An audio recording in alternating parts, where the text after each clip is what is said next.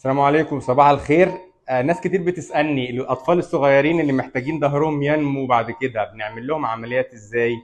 أنا قلتها قبل كده لكن هحب أعيدها تاني. دي بنوتة صغيرة عندها 7 سنين، جاية لنا من ليبيا، عندها نيوروفايبروماتوزس اللي هو الورم العصبي الليفي، وعندها اعوجاج بالعمود الفقري. الحمد لله ربنا كرمنا وعملنا لها اللي هو ايه الجروينج رود والاي بي سي تكنيك، اللي هو حاجه بتسمح بالعمود الفقري ينمو. لو بصينا على الاشعه بتاعت السي ار من جوه العمليه هنلاقي العمود الفقري هو مستقيم، وحاطين زي عواميد فيها زي تندم او كونكتور بيسمح بالعمود الفقري انها ينمو. كل ما العيانه تنمو كل ما العمود ده يتزحلق على العمود الثاني بحيث ان هي تنمو مع الوقت. لو بصينا على الاشعه هنلاقي العمود الفقري بقى مستقيم، الايبكس اللي هي الاكتر حاجه فيها اعوجاج بقت جوه العمود، جوه في مكانها من غير مشكله، بنعملها كنترول ايبيكال كنترول. بعد كده هتلاقي العمود الفقري نازل مستقيم. وكده قدرنا نحل مشكله العيانه ونحل لها الاعوجاج العمود الفقري في نفس الوقت ان هي تنمو مع الوقت من غير مشاكل. ادعوا لها كده تقوم بالسلامه.